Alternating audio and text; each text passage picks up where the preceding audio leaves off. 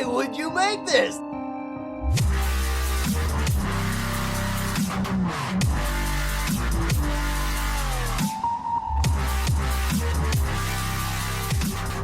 Hello, everyone. Welcome and thanks for listening. This is Why Would You Make This? Season 3, The Asylum Years, the only podcast to consistently forget that it's a podcast, which makes you ask the question, why would you make this? I am Jimmy Time. I'm joined by my co-host, Brother Skylar. How are you? I'm doing pretty well. How are you doing, though? I got him again. I keep stumping Nobody him with ever that. asked me I that. keep I don't stumping know him. how to express myself. We're also joined by Jay Delta. Wagwan. Wagwan. Good to see you. It's been a while. Yeah, I'm dying to get into this total non-stop action over here. And High Energy Delta. That's what we call him. That's me. Always ready to go. All right. Yeah, I've been saving up all this energy for all my time off. All right, so during Season 3, we are taking you through the National Wrestling Alliance Total Nonstop Action weekly pay-per-view shows, now known as TNA The Asylum Years. This episode is NWA TNA pay-per-view number 4, which aired July 10th, 2002, but I'm pretty sure was taped last week, July 3rd, because still from City Auditorium in Nashville, Tennessee, still drawing 2,000 people and making $11,000, which means the ticket prices were half because tickets are allegedly $9.95, but profit divided by people means tickets must have costed $5.50. So they're about $2 million in the red right now. Yikes. Off to a good start. Gotta lose money to make money. I guess so. Economics 101. They're still around. We're not. I don't know. All right, so Delta, this is kind of new to you. Let's help you understand why we are the way we are with our crazy past. Wait a minute. What happened that got you so crazy? All right, so first, I have divided everything into, like, rankings, if you will. So first is the unranked, if you will. The original midget killer, Puppet the Psycho Dwarf, wants the show to start with midget wrestling, but has since settled for making other midgets bleed because they're stealing his screen time. So that is officially in a storyline that they have given screen time to. We have to know that. That is a thing that's happening. Keep that in your mind as far as you're watching this show. There's been like 2 matches so far with him, or like 2 bits, or has it been every show? It's like 2 bits and a match or something like that. 2 matches, something like that. But isn't he always booked if there's midget wrestling? So far. So who's stealing his spotlight? Does he wants to be double booked? Wait a minute. That is an excellent kayfabe question. But it's not time yet, so we're just going to move on. Next, Alicia keeps demanding money from men, but sometimes they're not upset about it. That's just the way it is. I don't know. Next, K-Crush does not like hearing about race car driving. Yes, that I'm aware of. Damn race car driving. He's so angry about it. All right, next, Taylor Vaughn is Miss TNA. Wait, who? Next. I don't know her. Next, Ed Ferrara keeps touching Francine's boob. Sometimes because she makes him. Regardless, Francine keeps beating him with her belt. Remind me, is Ed Ferrara one of the head writers at TNA at this point? Well, I don't know if he is one of the head writers or if he is just if he is a writer. I think he's a writer. I'm not. I think he 100%. talks to Russo. Oh, he's just a personality. Yeah, he's part of that famous Russo Ferrara personality team. But I don't know how much writing he has, because there's a lot of the Jarretts are doing a lot of stuff now, and there's still the NWA still involved in stuff. Oh, that's right. Yeah. I don't think he has a lot of input right yet. I mean, it's obvious who's writing this storyline, though. Who came up with the storyline of Ed Ferrara gets to touch Francine's boobs every week? Francine's husband. All right, well. Oh, and it's okay then. Yeah. She married to Jim Cornette? oh, good one. Next is the tag division. Buff Bagwell, Marcus, has gone home to rethink his career. No, he just went home. Oh, I thought he went home to rethink his. That's what that was the commentary's commentary. He The show's over, so he went home. Oh, I thought. That's what he said. So we're really not sure what happened with him. He just left. Just that he left for the day. Yeah. It might have been for the He day. might be back tomorrow. It might have been forever. Okay. That's something we gotta keep in mind, though. That's a storyline happening. Next, the Dups will fuck their own sister/cousin, but they won't wrestle guys who fuck other men/their own brother, which is something I believe I said last week, right? I brought that up last show, Brother Skylar? Did you correct that yet? I don't know if I've corrected that, which is, that I said that they were... you did correct that. Their own brothers, like they were brothers. But if you actually look into the storyline, because if you look online, it says that they're gays and they're also brothers. But if you watch the promo, there's a promo in WCW with JJ Dillon where he's like, "Hey, you guys, I don't know how you thought you were going to get away with this, but I can see your contracts. You have to sign them the right way. I mean, I see what's going on here. It's obvious. You guys are brothers." And they go, "Oh, yeah, right, yeah, right, brothers, right, yes, that's what we are. We're brothers, yes." So it's sort of like right, those women that live down the block from us, who've lived their whole lives into their 80s and never found husbands, and they're totally inseparable, and they love woodworking and the theater, and they look nothing alike. They're definitely sisters. It's they're like cousins, right? They're cousins and related. sisters. Yeah. It's one of those. It's one. I think it's just one of those old school things like that, where they're like, "Oh yeah, brothers, sure. So long as you don't think we're gay, we lose our job." Yeah. So I'm pretty sure when you see them being reported as brothers, that's false reporting. They just didn't watch the promo. Unless there's another promo after this that proves me way wrong. All right, next. Mortimer Plumtree owns his former bullies, the Johnsons. Or does he? They kind of beat him up. They kind of beat him up and left him, so maybe not. And then finally in the tag division, who beat up Cowboy James Storm, and Wildcat Chris Harris to a bloody pulp? Because they got beat up bad. I think they showed recaps during this episode. They got beat up bad. Who did that? I have my suspicions. We all have suspicions. Next is the world title scene. Brian Christopher has won the unofficial title of the Real Athlete. He's a real athlete. Yeah, they dedicated some time to that, so it has to be mentioned. Next, Monty Brown wants Ken Shamrock's NWA title, and Ken Shamrock has responded saying, "If you can make it official, you're on." All right. So that's something that will happen eventually. Yes, unless Omori beats him. Right, and I guess it'll either be a pointless match between them, or maybe we'll have to get a new match, right? So next, James Mitchell wants to control the NWA Heavyweight World title as per the request of his God. Just a factual statement he said flat out. Yeah, can't argue with that. No. What does it mean to control a title? Wouldn't that just mean he's the booker then? Is that what he wants? How do you control something? You can't mind control a belt. It's a belt. So I don't understand what you're doing. You're asking a lot of kayfabe questions early on here. I'm not ready for this. All right, finally, and most importantly, Jeff Jarrett will not be screwed over again, like he already has been by Jackie Fargo, Toby Keith, Scott Hall, and NWA President Jim Miller. All people he tried to murder. Also, he's attempted to kill both Jackie Fargo and Jim Miller. Well, I mean, Scott Hall, he tossed him off that gurney a few times. That's true. He tossed him off the gurney, and the gurney was on the ramp, and he landed off the ramp. So, that's... All right. So that is our crazy past. That's everything that's happened so far. All the storylines that have started and not ended. Okay. Next would be dark matches, and there were no dark matches, which again helps me believe that this was filmed from last week. They just went straight this through is the second episode. half of the day. All right, so then let's do it. Let's start the show. Nice. Just off key enough. We don't have to worry about any copyrights.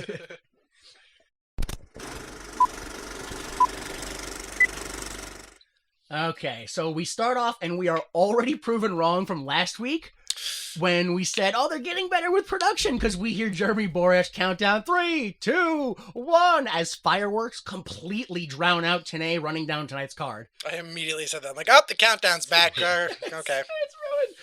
Yeah. So the show starts off with Seg 1 immediately. No time wasted. The tag match starts with James Mitchell and his new church. They enter with Slash and their newest member, Tempest. except it's not total nonstop action because then they spend 2 minutes recapping the entire tag team tournament segment. What a recap! All of it, Yeah. all the segments, The all the whole- matches, everything. Yeah. I mean, I guess there weren't a lot of dirt sheets back then, so cool.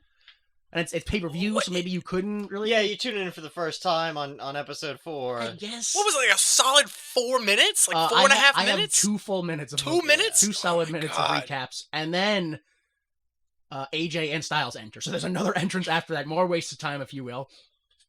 Tenay says AJ put up a superhuman effort last week. And Ed points out that, hey, we've seen Tempest before. And Tenay goes, yep, that's Crowbar Devon Storm. It just shows the power that James Mitchell has over his followers.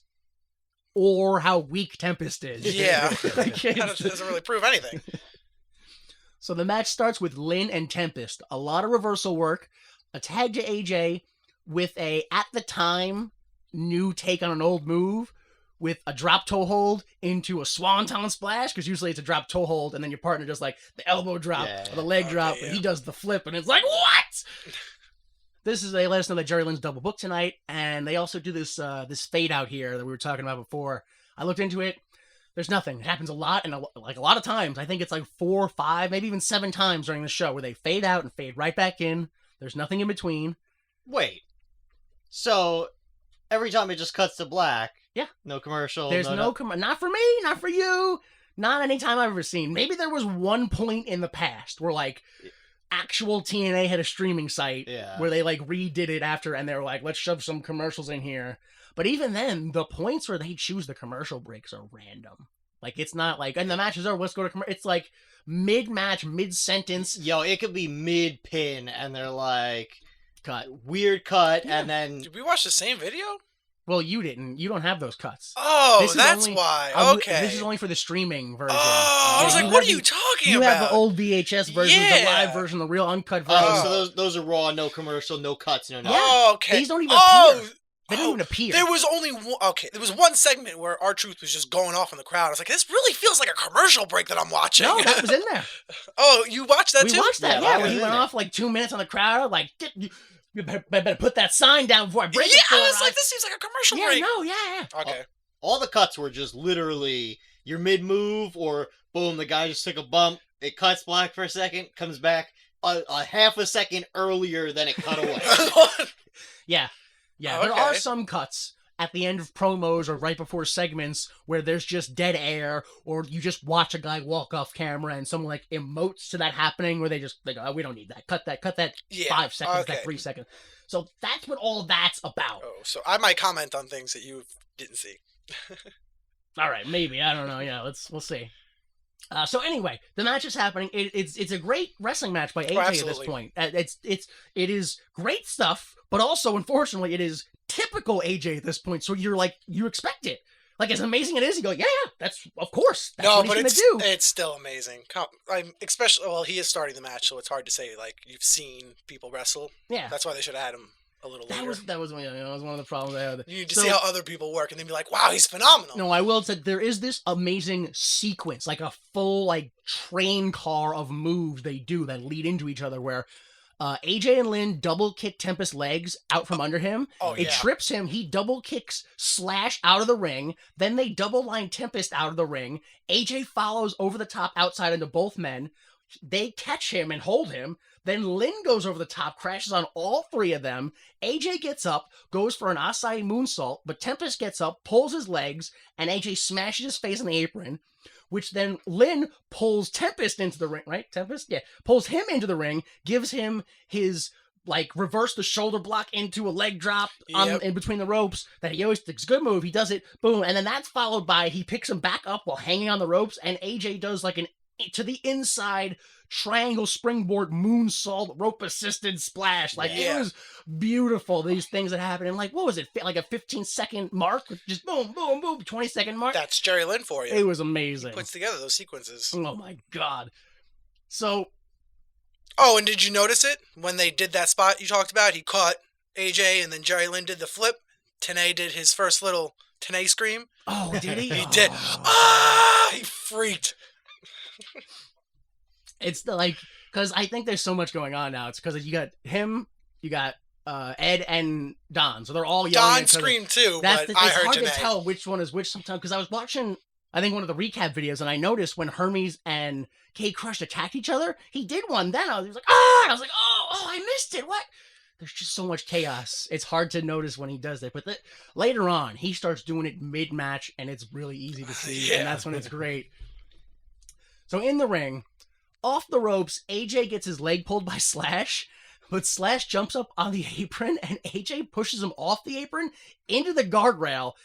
And when he did that, my immediate response was, you didn't need to do that to yourself. You went for it. And then Tempest hits a DVD, and you think it's the end, but it's only a 2. AJ catapults Slash into Tempest, and then he gets the hot tag to Lynn. Eventually, Lynn hits that Cradle Power Driver, but Slash comes in, breaks it up, and then Lynn tosses Slash, and AJ tags himself in, hits the spiral tap, gets the 3. There's the story. That's the story. Yeah, post-match, AJ once again celebrates by himself with both belts. My goodness, what a celebration! Fireworks everywhere for no reason. Jesus. But this time, I noticed he did call Lynn into the ring to celebrate with him. Lynn reluctantly enters, but almost immediately leaves angry / disgusted. Recap length, 2 minutes. Match length, 10 minutes and 36 seconds. Post-match length, 1 minute and 5 seconds. Full segment length, full opening segment length, 15 minutes and 42 seconds. Your thoughts, Delta? I can't. Why did this open the show? Right? I could not believe. Like, I was watching this and I was like, "Yo, this is fantastic." Yeah.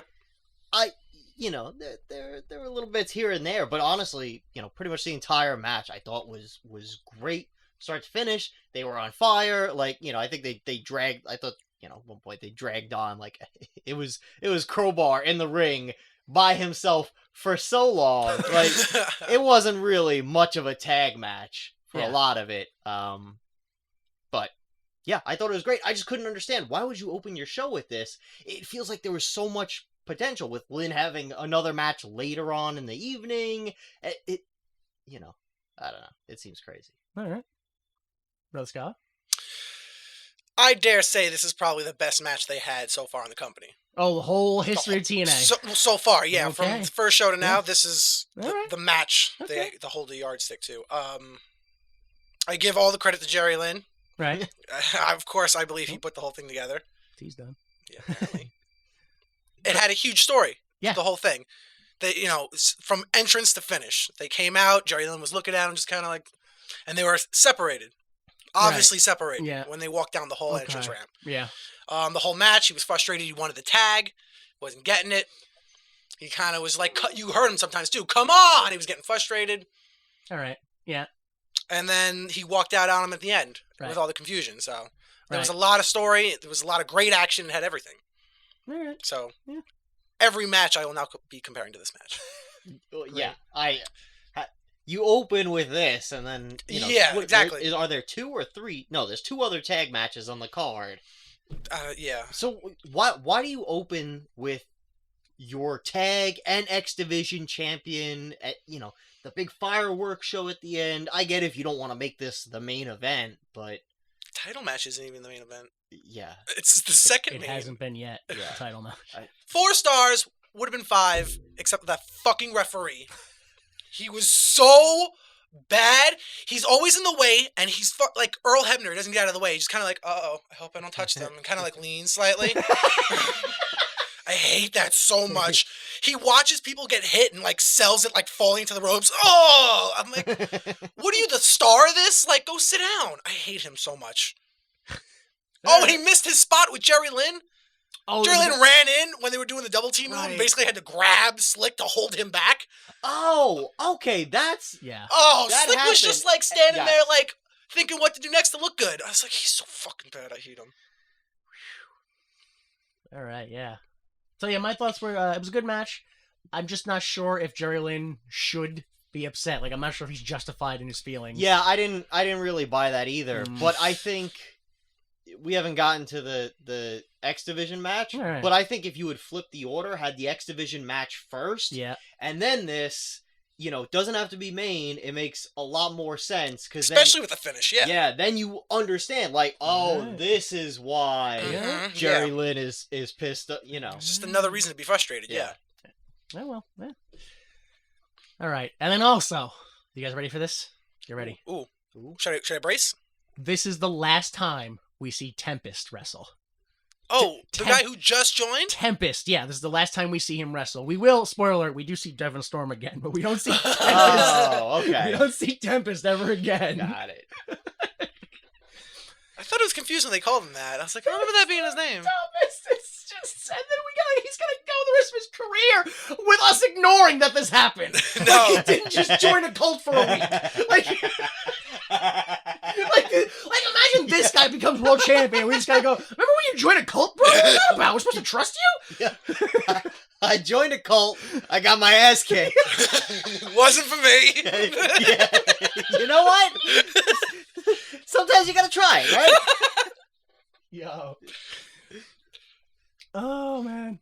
Cool. Oh, come down to my church. Try out my church on Sunday. Fine, I'll get. You know, I tried this guy's church. I'll try yours, right? Give it a once over. Yeah. Give it a once over. Get my ass kicked. Oh, boy.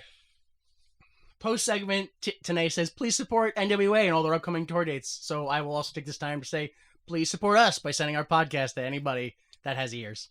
Even if they don't work, just send it to them. Just send it to him. All right, segment 2. We get to the welcome part of the show. The show starts now, apparently. Tanae welcomes us to TNA with our first look at Commentary's wardrobe. Oh, God. Oh my god. This is after you just had your X Division. Yeah. Yo, I'm With turning the- off the paper. With the fireworks and all that, yeah. Yeah. Now he welcomes us with Don West dressed like a high-rankings 80s Batman villain in his purple suit. He was going to take off with those wings. Those shoulder pads. Yes. My goodness. Ed And- Ferrar's dressed like he's coaching a bowling league. Yeah, kind of, yeah. He had like one of those super trendy silk image print shirts that like Jericho usually wore. I thought it was like 3 different colors of camo. No, That 'cause wasn't camo? there's a segment later on. I think it's one of the women's segments where he like gets in the ring and you can Oh, actually yeah, see it. yeah. It's like a full on like a city street scene with like rappers Oh, being like okay. yo towards the viewer camera area. Oh, he's hip. I Yeah, get it. That's what it is. Yes, because he also had diamond style, like diamond shaped glasses. Yeah, was that what it was? It was like upside Yeah. down triangle? I wasn't sure what it was. Something like that, yeah. Yeah. So Tanae reminds us what happened last week with Scott Hall and says, I'll try to call him while we watch this video recap. Wait a minute. I'll brute force his phone number and maybe he'll pick up. Like, what? This show started 15 minutes ago. You couldn't have figured this out before we started? No. So they didn't even try to get him to show up. No. They're going to just call him now. So the video, the recap video paints it like Brian Christopher, completely abandoned Hall, and it was planned from the start and doesn't mention any of the miscommunication pointed out by Brother Skylar last week. Mid-video, they get Scott Hall on the phone, and they just lower the video audio and play the phone audio over it. So there's like 3 to 4 audios happening at the same time. You have him doing the phone, you have the video that they're showing, you have like the commentary of that video, which is all, and then I think the live Yeah. feed is still pumped in, so it's just chaos. Scott Hall says he's coming after all 3 men for revenge. Christopher first, then Crush, with something special for Jarrett last. Recap length, 2 minutes and 45 seconds. Phone call length, 45 seconds. Segment length, 3 minutes and 20 seconds. My thoughts are, hey, if this is the best they could do with Scott Hall, this is the best they could do with Scott Hall. It was the same promo he did from before. Yeah. He said, hey, yo. He said what the deal was. He got attacked. And then he said a line that everyone recognizes. This time it's not how many times you get knocked down, it's how many times you get back up. Last time it was sing it, bring it. Right, yeah. And then he leaves. The best It's part the is, second promo. presumably, if this was filmed the same night as the other one, he couldn't hang around for another 20 minutes. I get it. He got beat up, so, he shouldn't. Well, what do you do, right? I don't know. But Whatever. They couldn't Titantron him or something? They didn't have that technology? No. I mean that literally. No. No. No, they did not. We couldn't go to a video interview. I know they got those. No, they couldn't afford that. I'd have to actually wrangle him into a place to film that. All right, so segment 3, the real athlete, Brian Christopher, comes out, and commentary further ruins our logic from last week by saying it makes total sense. Their fathers were business partners, they're second-generation wrestlers. But I think it's TNA who says this. I just don't get why he turned on Hall in such a cowardly way. Really? Watch our video where he morphs into a rat. Yeah. That's super obvious. Like, it's super obvious. So the crowd is super hot. They are so hot and ready to react to what Brian says that he being a heel, he goes, you know, I spend my whole life here in Tennessee, and the crowd goes, yeah, boo! Almost got him. Brian says that he is sick of being known as Jerry Lawler's son. That's bullshit.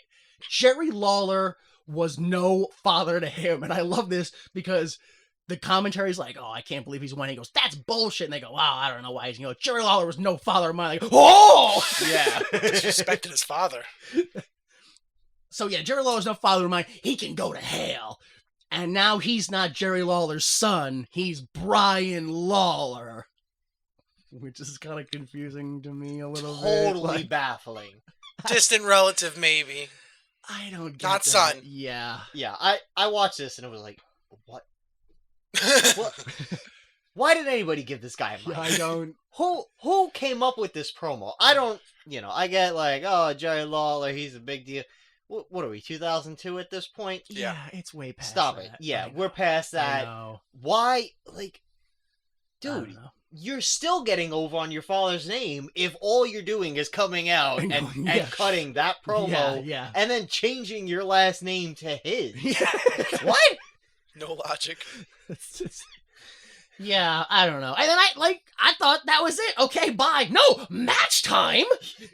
Also, let's not, if his promo is like, my dad was never there because he was always out on the road being a wrestler, Yeah. that is a genuine criticism of that man's ability to be a father. And these hicks and yoga like, boo, fuck you, latchkey bum, you should be by yourself. Boo!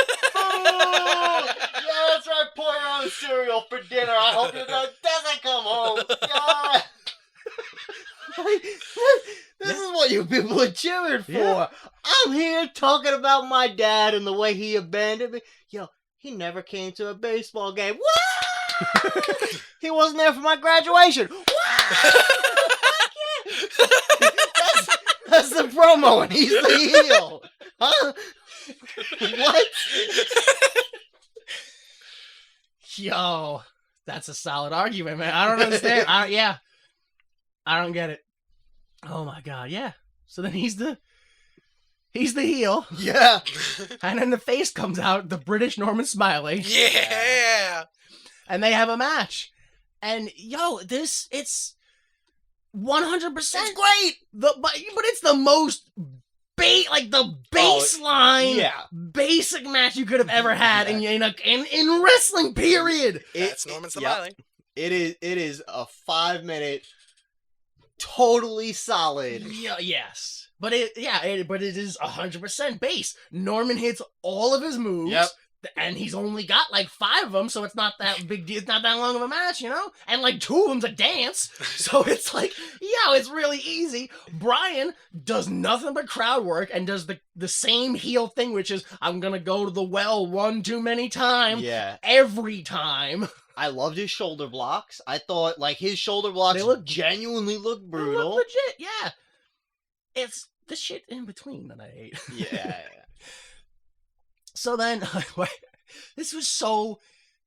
just batshit confusing to me because I didn't even understand what they were arguing about, which is at one point, Ed and Don argue about whether or not Ed's love for Brian Lawler is Ed being a bandwagon hopper, but not a bandwagon jumper. I said Hopper. It doesn't get resolved. They gotta just move on from it. But it does lead to a weird exchange where Don makes fun of Ed's lame jokes, and then Ed Ferrara makes fun of Don West's suit. So then Don West makes fun of Ed's face. Like, it just ramped up out of nowhere. And then Brian Lawler hits the low blow, goes for the hip hop drop, gets the 3. But oddly, he gets up, puts on the goggles, but then quickly throws them off and just hits it. And I think it's today's like, what? Oh, I can't believe it. That wasn't the hip hop drop. The symbolic throwing away of the goggles means he's throwing away his old gimmick. Yeah, this has nothing to do with his father. Now we're moving on. He hates everything about himself from the past. So, promo length 4 minutes, match length 4 minutes and 47 seconds. It's not good when your promo and your match are the same length. I don't know, sorry. man. These guys had an easy night. Yeah. And then, post match, which is 15 seconds long. Brian Lawler grabs a mic and he says, "Hey, yo, Scott Hall, you're next on my list." So full segment length was 11 minutes and 20 seconds. Yeah, as much as I like Norman Smiley, my thoughts were this was just too super basic old school of a match to really get over with me. I didn't think it was bad, but I was just like, these guys are on TV. Why are they wrestling like an indie style match? You know? That's what I felt. Go ahead. I thought it was a bad match. You thought it was straight up bad? I thought Norman Smiley did nothing wrong. I love Norman Smiley, and he Right. did everything correct. Okay. Almost a little too well, because he was the only one that was over, and I felt like that was to put Brian Christopher over, and it did not put him over at all. Consistently, they don't understand how this crowd reacts to any of the characters. The match was supposed to be, he was going to be more aggressive now. He was big tough guy now. His strikes and aggressiveness look super weak. So no one cared about that, and then everyone only cared about Norman Smiley, and it wasn't his job to get over. So it didn't work for me. I hated it. I hated it. Crowd loved Norman. Oh Smiley. yeah, I would have been there cheering for him as well. Dude, he was so good. It's just Brian Christopher knows how to wrestle, but he doesn't know how to work. He doesn't understand what's going on with the promo, or whoever came up with that promo. Yeah. Again, doesn't make any sense. And then his crowd heel work is, as it's pretty lazy. Yeah, he was again trying to be all serious and stern with his aggression, and then immediately gave up and did his hot dog and was just thing. And I was like, oh, there he goes. He gave up because he doesn't know how to do anything else. No. And again, the whole you do the hip hop drop, and it's he gets up there and then puts on the goggles and forgets I should make. Nobody should tell you at this point. You should make this a big. You put on the goggles, you go, wait a minute, and you stop, and then you take them off, and you do the dirty look around, and bang, you throw them, and so the dummies in the crowd can see what's going on and register it. Yeah. I can't wait to see Norman Smiley again. Sure, I'll say that. But yeah. You know what? I actually have a question. Okay. Why do people hate the Rainbow Express but love Norman Smiley? Because Norman Smiley's only joking when he does it. I don't understand why he puts a guy over the ropes and he's like, what I'm going to do to him? Yeah. And everyone's like, yeah, do that to him. We love that. I'm like, but then the Rainbow Express comes out and they're like, we know what you guys do in the back. We don't like that. It's that mentality of Brian Christopher is getting molested by a guy. Oh, he doesn't like it. And he doesn't like it. But that weirdo likes it. Well, yeah, but Norman Smiley doesn't like it. He's just I'm talking about the Rainbow Express of the weirdos. Yeah, that's the lot. Yo, what a fucking crowd! What a crowd! Aha! You get molested! That's it! Yo! Trash people! In fact, Smiley's doing the deal, and it cuts to some yokel in the crowd. Yeah, who's like, you spank the most. Oh man. And then Don West makes the line, oh, that's right, you're gonna act like a child, you're gonna get treated like one. I was like, wait, what? What's he doing to kids? Yeah, Don West. Hold on a minute. We don't do that in the TNA. No. Oh my god. All right. Rest in peace, Brian Lawler. All right. Oh, yeah? He did, yeah. Oh, man. No, I'm glad he gave I'm us sure this. you were an all right person. You weren't a good wrestler, though. No. Segment 4. Backstage, Jeff Jarrett asks Bill Behrens about his title match tonight. Bill says Jeff doesn't have one, and he knows what he did to Jim Miller, and if he can prove it, Jeff's suspended. Jeff grabs his crotch and tells Bill to suspend this bitch, and leaves. Literally, at the exact same time that is happening, we hear Father James Mitchell yelling at Slash and Tempest for losing their match behind an open door that slams shut when Goldie tries to peer inside. Oh, because Goldie was with this happen. That's why we saw it, because Goldie was like, let's see if we can follow him, see what's going on. Segment length, 38 seconds. You guys have any thoughts on this?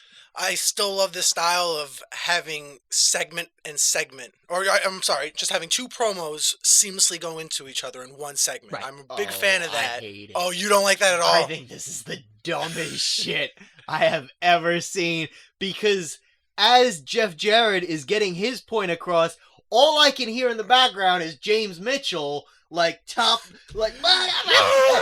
can't really understand him because it's like muffled. But now I can't really understand Jeff Jarrett that well because there's muffled scream. You know, plus the whole like, okay, well they're leaving. Let's turn around and see what's happening directly behind us. Really, this big arena and all that's happening 10 feet. There's a lot of people. Yeah, there's a lot of people, and all the important ones who have something to say are right here in this spot.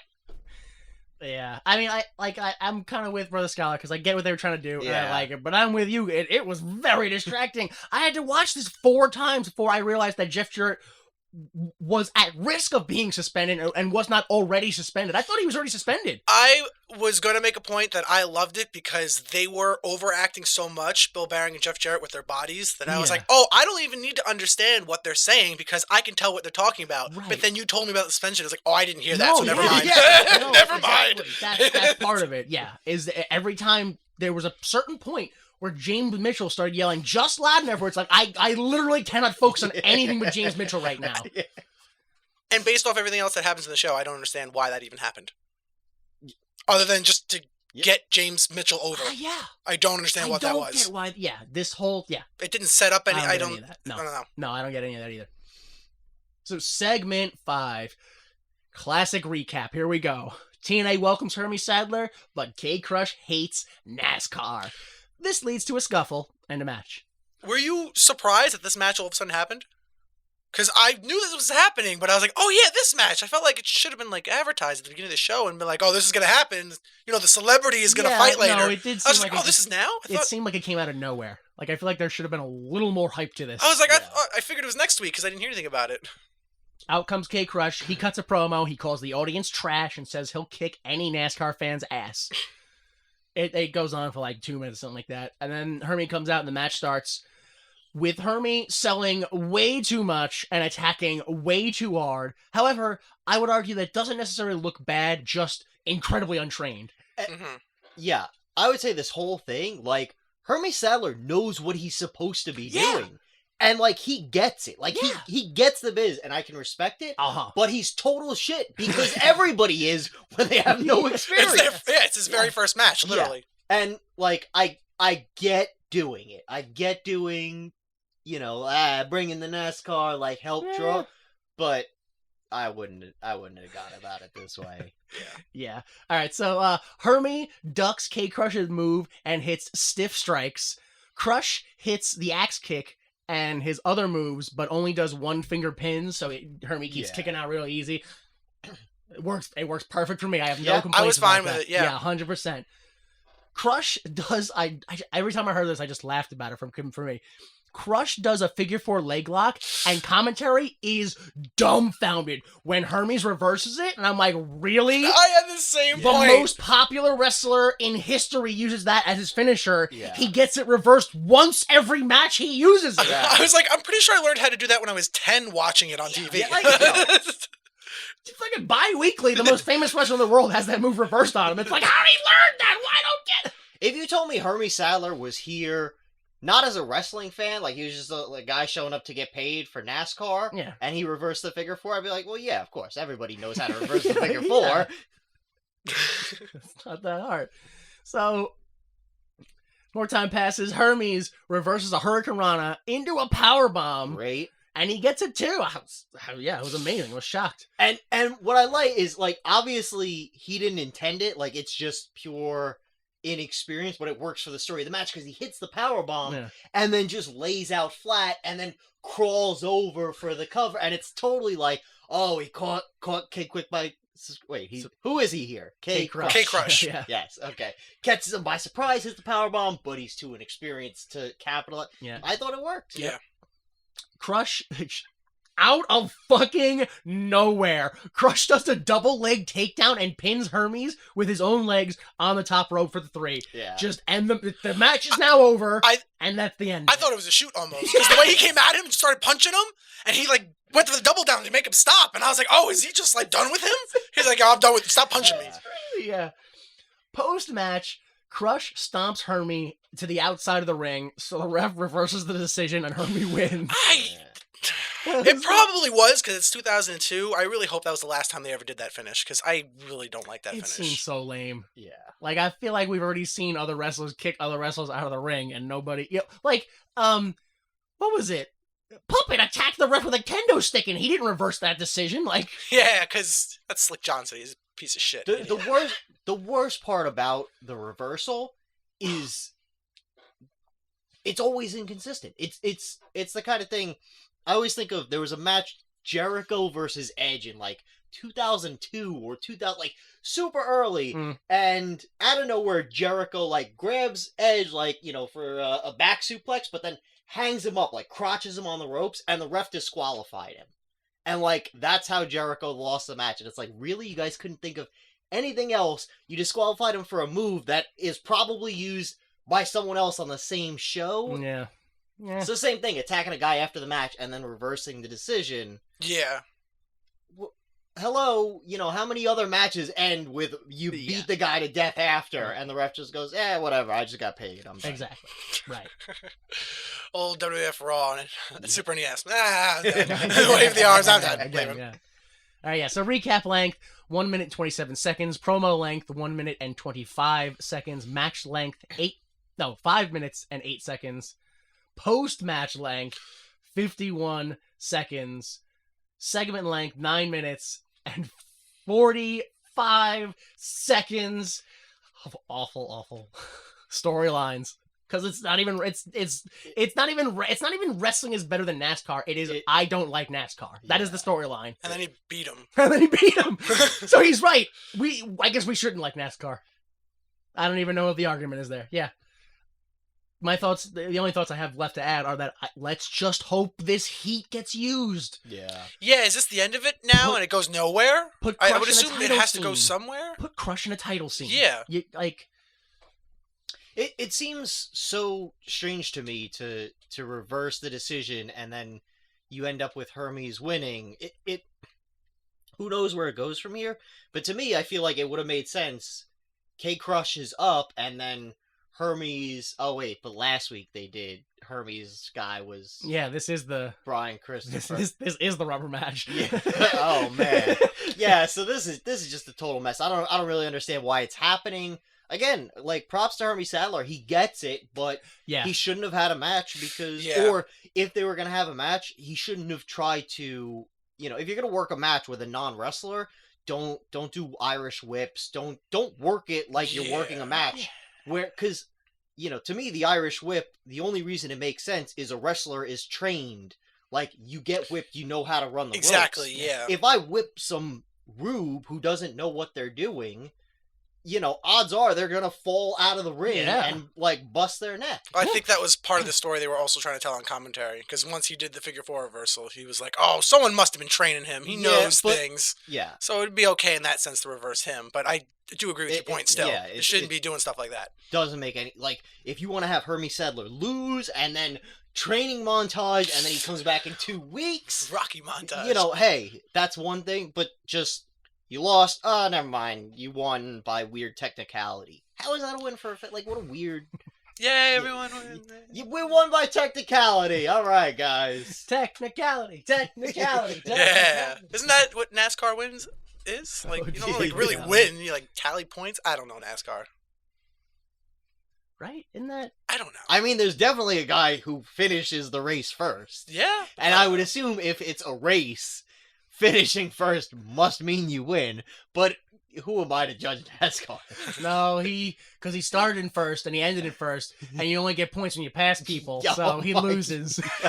If you start first, you cannot win. Pump the brakes. Like, Or I do you don't have to go all the way around? or do you just have to have so much confidence in yourself that you're just like, I started first and I go break and let everybody pass me. And I go, ha, ha, ha, now I gain all the points. Yeah, but when you lose points for people passing you? Oh, you lose points? Oh, I don't understand NASCAR at all. I thought you could only win in NASCAR. There's no losing. Everybody wins. Everybody wins. 50 race cars. You all win. You made it. Segment 6. Omari is doing squats, but Alicia walks up to him, and he stops and goes, and then gives her money, and she leaves. Tanae and Dodd West demand that Ed explain what is happening, and he says, I'll tell you later. I want to know. And then cut from our version, you have one more line in that, which he says, it's not what you think. Oh yeah, it's not what you think. He That's says the he only didn't say that for our version. Oh, We okay. did, but yeah, it's not what you think. Which, I don't know, maybe it is, so they cut that? Like, Yeah. you're like, well, it is. Don't Well, cut no, it that. was what we thought, so cut that. Segment length 33 seconds. My thoughts are I really hate that this is the most interesting storyline they have. I want to know what is I happening. hate I'm that. so interested. And he was like, yeah, he like doesn't even speak English, so he would need a translator to tell you what it is. So I was like, so then what is how did they make this exchange if he doesn't even speak English? Body language. It's something. I want to know what it is. I'm trying to figure it out. All right, segment 7, the Hot Shots versus the Briscoe brothers. At this point, it is a fairly typical X Division match. They do a move, there's a high spot, and then the match gets interrupted by the New Church and mainly Malice. Yeah. It's not very. It's like 2 minutes, and then Malice shows up. Who's Malice? What is he? I don't... He is WCW's The Wall. Oh. Remember the Wall in Berlin? Berlin used to be Alex Wright. Yeah, vaguely. Yeah. That's that guy. That's who he eventually became. Is Malice. Okay.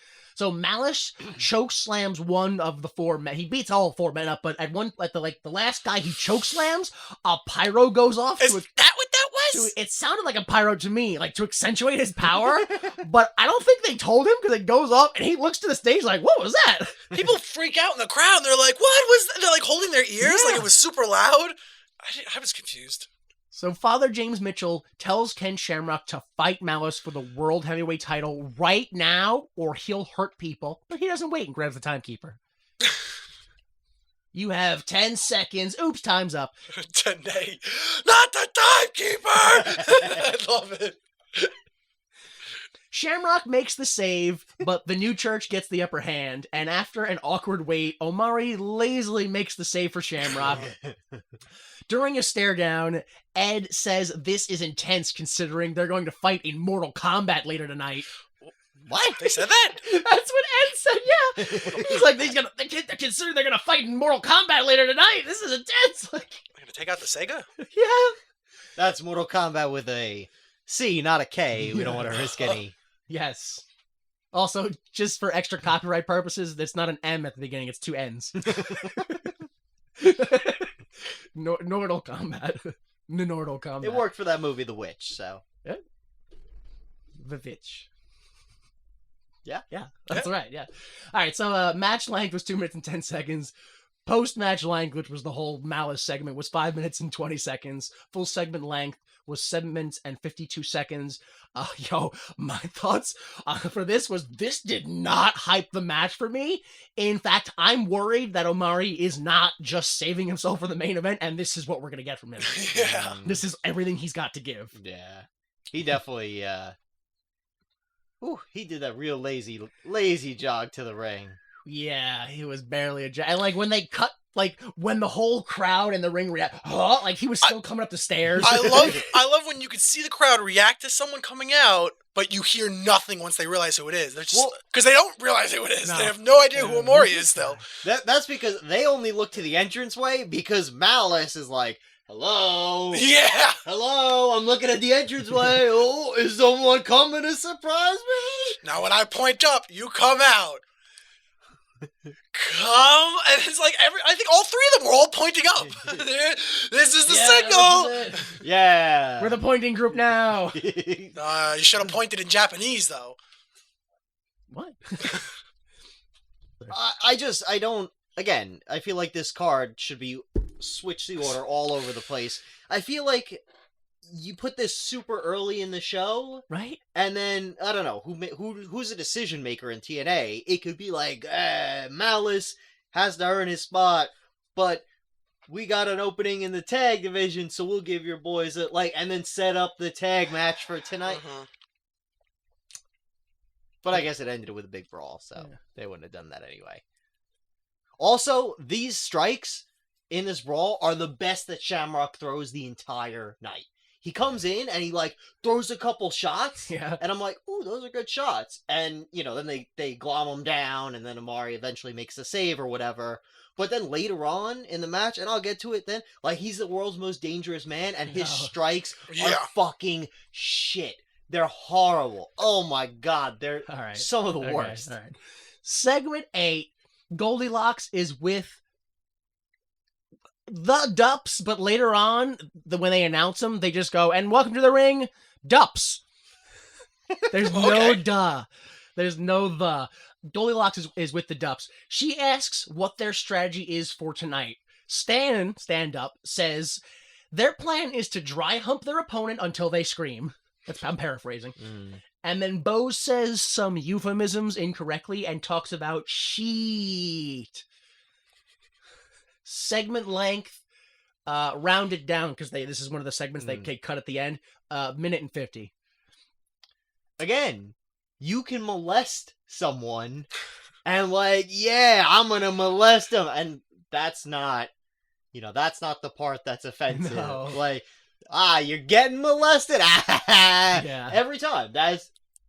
Is it the South? Is that? Yo, I'm just putting my fingers out there. It's working. Ain't my fault you keep falling into it.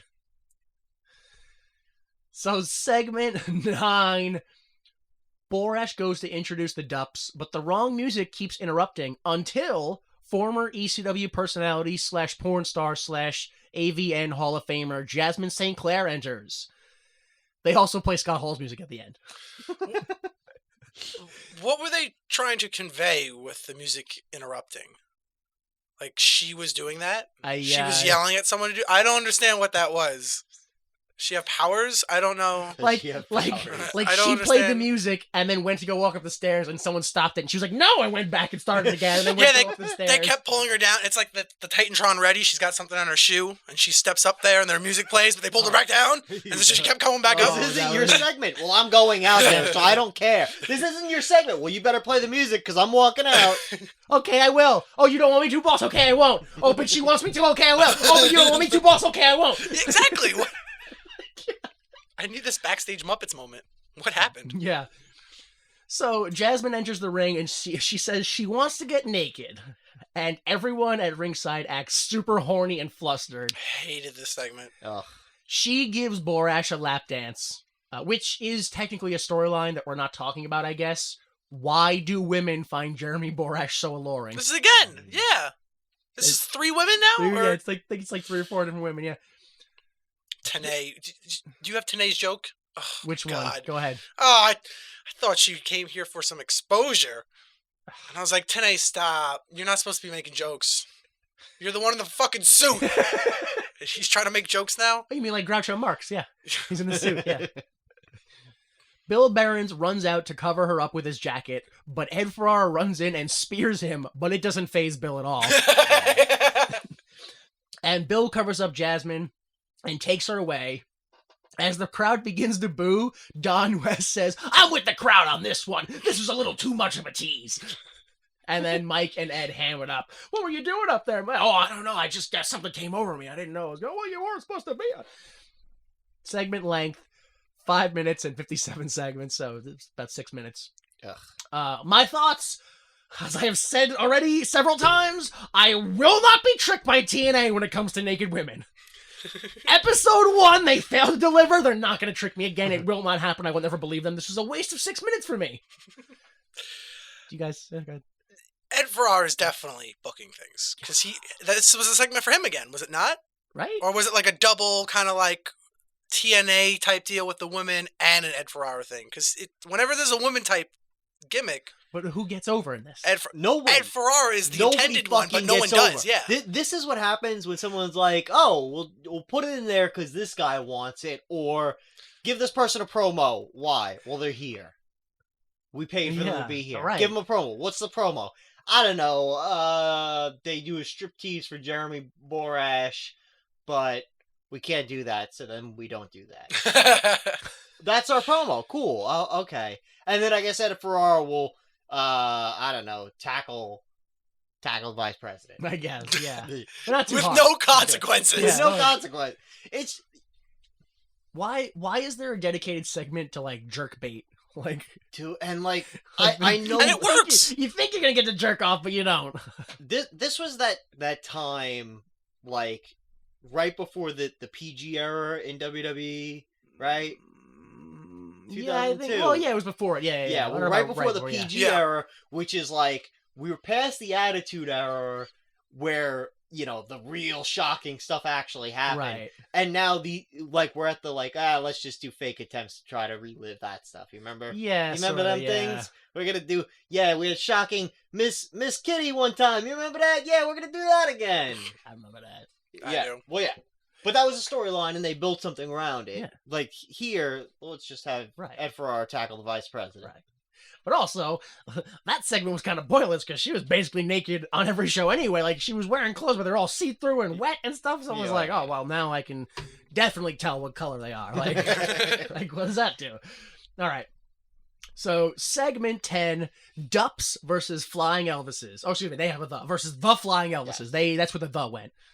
Tenay points out that the Flying Elvises won the first ever X Division match over AJ Styles and Jerry Lynn, but Lynn and Styles have become the X Division and Tag Team Champions since then. That's a valid complaint. That they won the first ever X Division match, and they're nowhere near the tag scene or the X Division scene. What is up with that? Well, they are down one Elvis. I don't know where Yang went. All right, so the match starts. Yeah, where did he go? That's a good point. He just disappeared.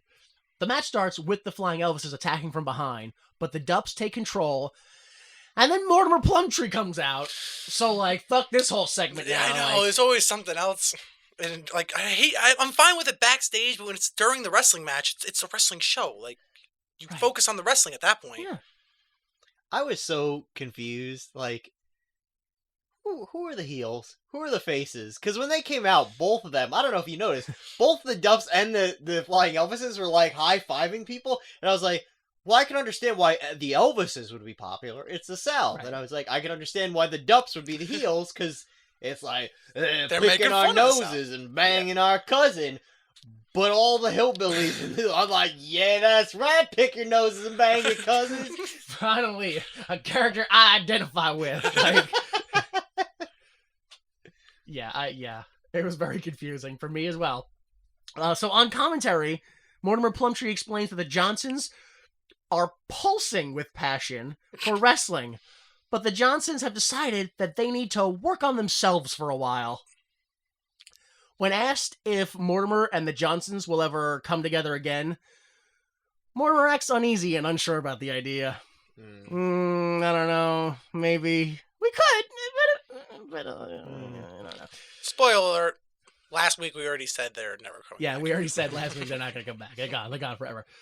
In the ring, Stan hits a very high standing leg drop as Mortimer denies having anything to do with the attack on the not yet AMW from last week.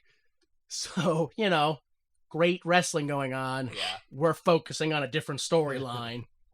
And to make it even worse, despite that him saying, oh, I didn't have anything to do with, then they go, well, who do you think it was? And then they just start guessing.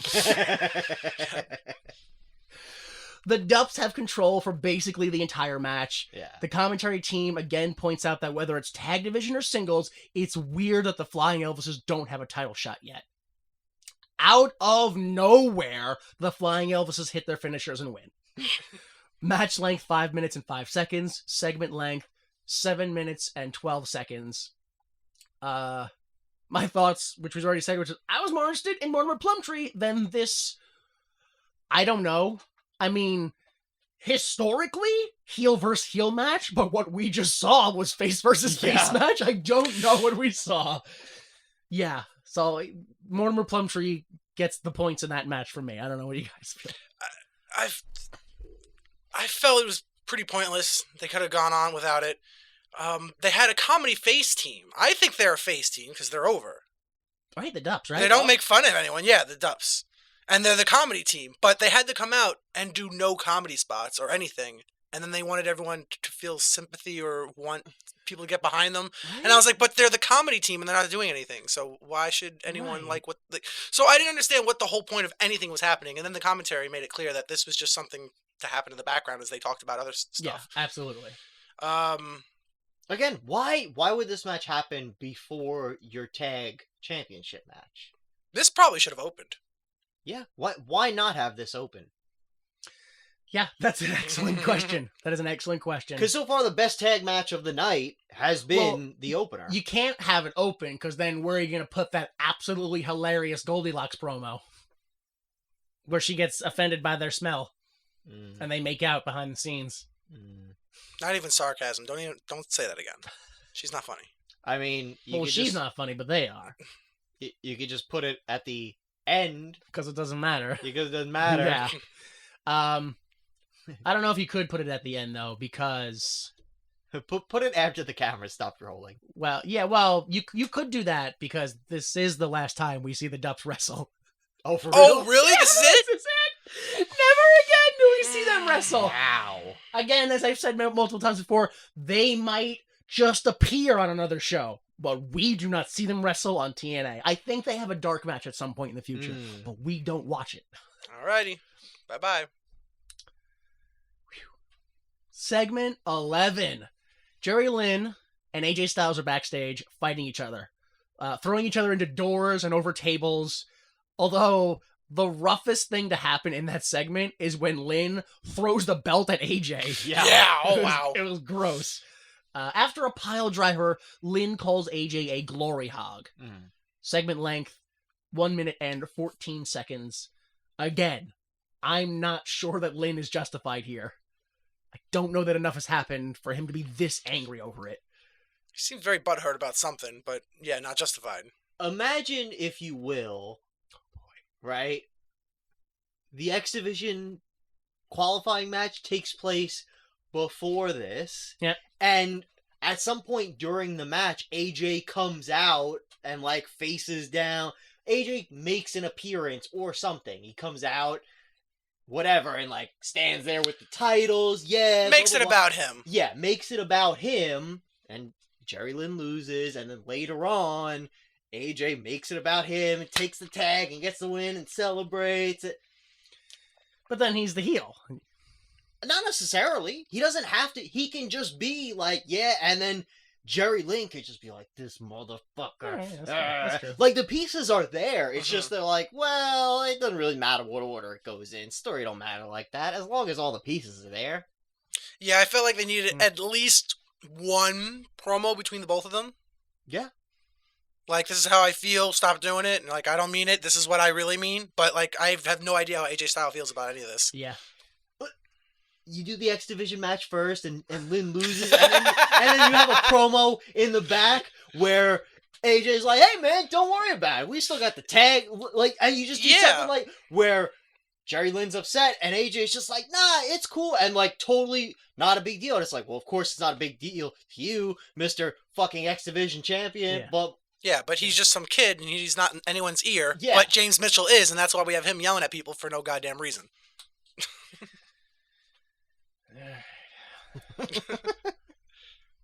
I will keep trying to book that X Division match earlier. All right. Segment 12.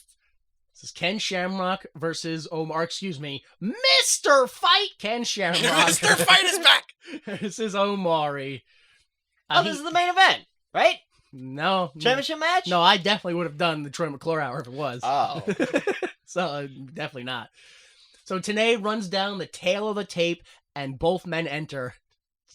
Tenay says that Omari is peaking for this match, which means it's all downhill after this, huh? Yeah. His big fight in the States. Yeah. So the match starts, and Tenay doubles down on Crazy by saying, that's why the NWA is called what it is. All right. Because we get competitors from all over the world.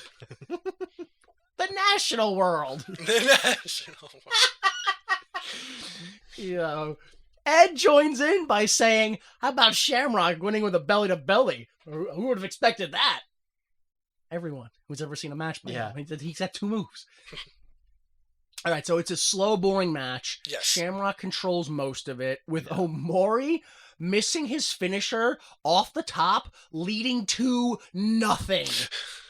He jumps off the top rope, lands hard on his knee, because Shamrock rolls out of the way, and then they both just go,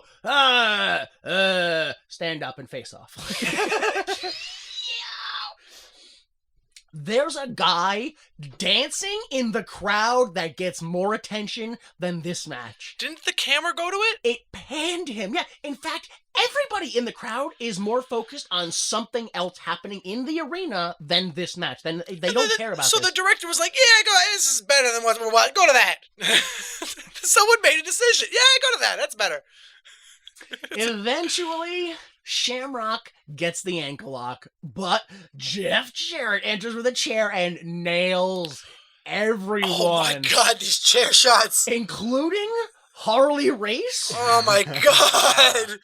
Nowinski would have a field day. And security, which I presume are all brain dead now. Oh, they all put their hands up. They're all bitches. That's true. Actually, security's probably fine. However, Harley Race does have brain damage. No, he did told that. not put his hands up. Yeah.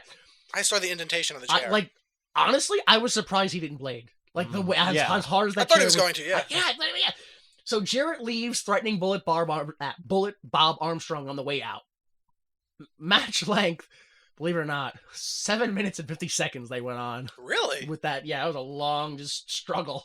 Shamrock's supposed to be a face, right? Yeah, they both were, I think, technically. Shamrock is supposed to be in shape, right? Because he was blown up after like 2 minutes of that match. Yeah. And he was just like... He's both robotic and sloppy, which I don't understand, but he is. It's the worst programmed robot I've ever seen in my life. Oh my god. And his strikes are so big. Like, is he afraid? Because he knows how to actually punch people? I really don't know. And then Omori was like giving him those uppercuts. Like leaning into him. I mean, that's the thing. Like, he was like, come on, hit me. Omori style, hit those European uppercuts, and they look great. But then the world's most dangerous man, or Mr. Fight, or whatever, is throwing these trash punches so bad. Terrible drop kick. He does like a jumping drop kick, but like just flat. Oh, like, yeah, that one. Front drop kick. Horrible. He doesn't look like a competent wrestler. Not a fan. Not a fan. All right. Okay. I don't know if I actually finished the time. So match length, 7 minutes and 50 seconds. Post-match length was 2 minutes and 10 seconds. And full segment length was 12 minutes and 10 seconds. And then, yeah, my thoughts were just that guy trying to get on camera was way more entertaining than this match. And I don't think this is going to surprise anybody. But this is the last time that we see Omari wrestle. Oh, yeah. I figured. Yeah. One and done. Segment 13. Goldilocks tries to interview Jerry Lynn, but he implies that she should blow him and leaves. That's his heel turn? That's it. He's a disrespectful perv now? Yeah. Just blow me. Open up and say, Oh, now I know who's heel. Yeah, after the match. I think. Yeah. I think there's a pop when he said that. But hold on. If you're turning him heel... Well, yes, there would be a pop because he's doing the molestation. No. I didn't say that. Yeah, no. Remember, molesting good, getting molested bad. Yeah. That's what makes you the... We call that a victim mentality. No one likes that. Yeah, so, wait a minute. You just did a fucking promo where Jerry Lynn and AJ are fighting. If you're turning Jerry Lynn a heel and making him a scumbag, why didn't you just make start that promo 10 seconds earlier with Jerry Lynn attacking. Let's see the start of the fight where Jerry Lynn just fucking cold cocks him and blindsides That was my problem too. There was no build up to the eruption. It was just happening all of a sudden. Hold on, they're fighting all of a sudden. Yeah. And Jerry Lynn's a dick. So who started? Yeah, we don't even know who started it. Exactly. Yeah. That was only the first half of the promo, by the way. There's more, which is then all of a sudden Father James Mitchell walks in, calls Goldie a whore, and says he's looking for Jeff Jarrett, saying that Jarrett is about to perform a sin for which he, as a god, cannot forgive. After leaving, Goldilocks hears muffled screaming My favorite part! from down the hall and Yeah. around the corner. Except it's happening the whole promo. Yeah. And nobody reacts to it. Yeah. 50-50 the way that it's shot. They might have done that. The New Church might have just finished doing that because they came from that direction too. Like, My favorite though is that you hear it, and it's like, oh, someone's like right off camera, like Yeah. something happened to them. And then all of a sudden, you hear this same volume, and she's running down the hall, down into another room. And I'm like, where's the sound coming from? It's yeah, like that through was the PA or something. she didn't walk to the side. She sprinted. For Yeah, a good, she like would've- 5-6 seconds. Just. But the audio was still like right next to us. Oh Jesus, Bill! That's the reaction was priceless. What is it? What is it? Oh my God, Bill, Jesus! like Again. she just walked in on him. Because Bill Behrens is tied up in his underwear. Yeah. With FU Again, written on his Yeah, belly. again, Yeah. he just got molested, and that's horrible. Oh, Bill. You Bill. I thought you were better than this. Yeah, just, Laying around. Getting, Jesus! oh, Again. This is the American South, baby. We hate the victim. yo, my thoughts on this were just all like, why is Jerry Lynn having a mental break down? Why is Father James Mitchell having a mental break up? Because he's definitely insane, but it seems to be positive. Like he's got so much confidence in himself, but in a crazy way. He's Like, gaining new And he's followers. trying to work things out with Jerry. He Yeah. doesn't want. oh, and then I don't know what's going on with Bill Behrens, but that's mental. Like it's just a series of things. You're like, Well, last time it was the shirt was up. Now it's the shirt and the pants are pulled down a little. right? So this guy's getting closer to what he wants. Yo, yeah, easily the craziest segment we've had. I don't know about the whole show, but definitely at least all night. So, Oh my God. again, I know you said you like the whole let's do one promo. Oh yeah. You can do that sometimes, but you can't make every promo Yeah. be like, and now let's pan over here 45 degrees, and oh, what? And who's down the hall over here? I bet, check behind that door, someone's tied up. Must be. It's a fucking, it's Jesus. a Muppet Babies bit. You just open a door and there's gonna be something exciting behind it. Is it the boulder from Indiana Jones? Could be. I don't know. Is someone tied up naked? Could be too. Just wait till Abyss debuts. Because that's literally what happens. They just open the chain door to the boiler room and he walks out. Like he's a scene from Flash Gordon. Like, what is Like, that? this is the guy I got. Oh. Okay. It is time for our main event, Ooh. which means that it's time for Oh, wait. the best hour. Our favorite hour? Our favorite Oh, hour, my goodness. the Troy McClure hour. Hi, I'm Troy McClure. You may remember me from such cautionary tales for children as Tumbling Talus, Peggy and Eileen Go to the Sock Hop, or Baby's First Steps, Learning to Crawl with Crutches. Today, we're here to talk about dealing with an obvious limp.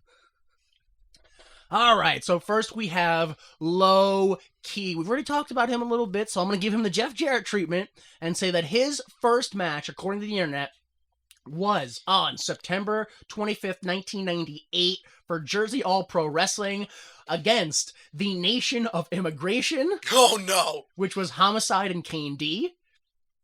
And his partner was Ron Zombie. Yeah. R-O-N, Ron? Yeah, Ron, yeah. He also debuted for the XWF under the name Kick in 2001. Mm. Next, we have Elix Skipper. As a kickboxer, Skipper decided to become a wrestler. He resigned from his job of store manager at a McDonald's in Long Island, traveled to Atlanta, Georgia, and was accepted in the WCW power plant. Good moves. Good decision. Yeah. He made his WCW debut 7 months later on WCW Saturday Night against John Hugger. The Hugger. A.K.A. Johnny Hugger. A.K.A. Johnny the Bull. A.K.A. Johnny Stamboli. A.K.A. Relic. Yeah. Yeah. So, like, whoo, man, it is nepotism all the way down. He went on to become the company's only ever 101 kilogram and under champion, A.K.A. Team Canada's renamed Cruiserweight title. Yeah. He went on to be half of the first ever WCW Cruiserweight Tag Team Champions. He was initially part of the WWF-WCW Invasion angle, but was sent to developmental territory before joining TNA at the same time. Oh, wow. Yeah. Okay. I was like, I don't remember seeing I don't that. remember him at all. Nope, it was real. He was like, he was literally there for like, must have been in the like 1, 2, background. 3, and then gone. Yeah. Wow. Yeah, we'll give you a match on Heat or something once. Yeah, it was exactly like Yeah. that. You're part of the big group on Raw, and then Heat, Dark, Get out of here. developmental. We'll call you when you have some. They didn't. Here's your clothes in a trash bag. Whoa. We went to your house and threw them all out.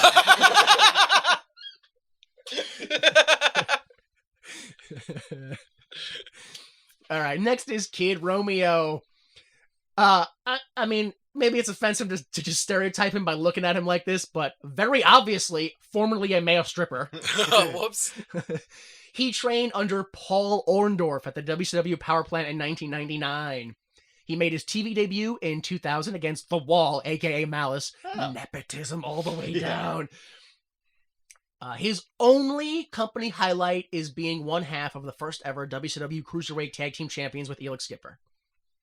Next, Tony Mamaluke, aka Tony Marinara, aka Casanova Jones.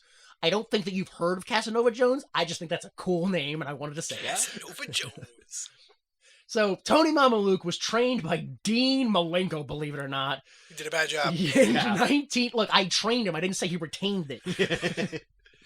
He was trained by Dean Malenko in 1998. He debuted for WCW in 1999 as an on-screen character during the Nitro Party segments involving the team of Lenny and Lodi, which was dropped when that team was removed from TV for the Glad whole thing. He quickly returned as the mobster character Tony Marinara, looking for money from Disco Inferno. From real ECW to the indie scene to WWE ECW, he has always been an Italian mobster gimmick for his whole career. That's always what he's been. Typecasted. Next, Chris Daniels, starting his career in 1993 with WCW, that's Windy City Wrestling. Cool. He got his first WWE tryout in 1998, back when they still had an F to give. Remember that classic joke? Don't you do that. His first ECW tryout was in 99. His first WCW tryout was in 2000. He made his name with Curryman in 2002 during the NJPW Best of the Super Juniors at the Dragon Cup.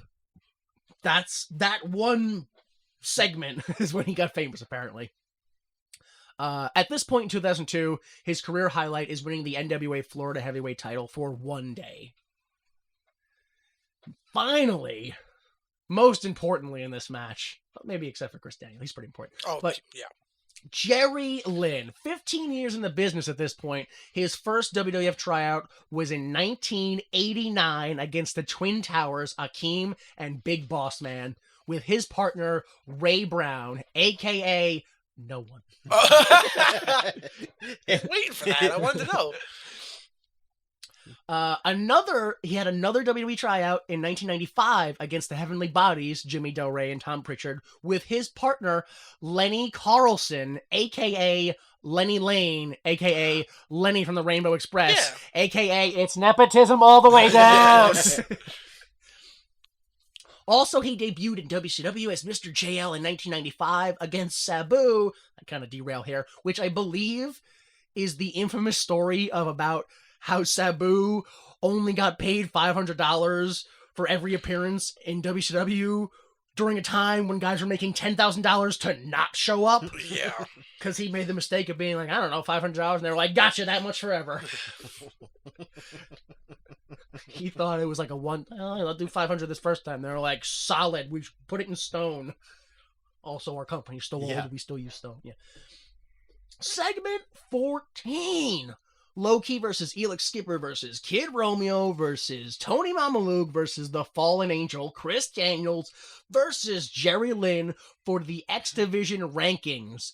The number of your elimination is the ranking you have counting down to where the winner is the number one contender. Yeah, dude, it is so confusing when you try to explain it. But yeah, there's 6 guys. First guy is the 6th contender. Last guy's the 1 contender, and everyone is in between as they're eliminated.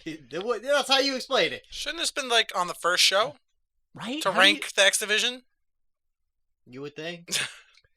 Well, they've already crowned a champion. Now we got to determine the rankings. Oh, yeah, also this is a ranking for the X Division match. This just followed the NWA World Heavyweight title match. Yeah.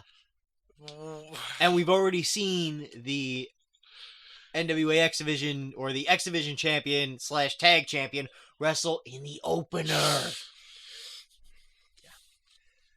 Also, one more bit of rules. Tags cannot be refused. Never comes into play. Oh, yeah. Never comes into play. I mean, 1 tag is refused. Unless you're talking about the one I'm talking about, then 1 tag is ignored. Yeah, that's what I basically mean. Well, okay. So, Romeo and Daniels start the match. Everybody gets tagged in once. Tony Mamaluke looks the worst out of all of them. Oh, absolutely. Oh, man. Highlights include an Asai-style springboard reversal into a spinning heel kick by Elix Skipper. This is the one we were talking about. Tony Mamaluke slaps Kid Romeo, who is not, he's on the outside. He's not the legal man. Just slaps him and walks away. No reason. Not a tag. Not a tag. He no-sold that, too. Nothing happened. He doesn't get angry and tries to go in after him. He just gets slapped and goes, I don't know what that was about. And Tenay goes, oh, there's a tag. And then he walks away and then immediately tags Jerry Lynn, and Jerry Lynn comes in. I was like, I guess, what? We see this again. This is the 2nd time Lynn's done this spot, which is Lynn goes for a spinning reverse gory special, and then the guy just flips out of it. It didn't happen. Stamina. I don't understand. Yeah. And then also another thing I really need to point out is that every time Jerry Lynn tags out, he lingers in the ring for a few seconds. He's just dead inside and doesn't know what to do with his life. Out. Now we do our tag move. Oh, we're not doing that. Oh, well then what do I do? Guess I'll get out of the ring. Slowly. Yeah, it's another one of these long ass half-hour matches, so there's a lot going on. I don't understand. We go a long time before we even get the first elimination. Right. A long time. Yeah. Oh, yeah. Everyone has a little mini Everybody match. Get all your shit. All opener. Everybody get all your shit. Everyone had a shine in the beginning. Yeah. The match kind of breaks down with the outside spot, where we have a dive spot where Daniels hits a split-legged moonsault to the outside. Oh, he hits a split-legged moonsault to Lynn on the outside. And then Kid Romeo dives on them perfectly.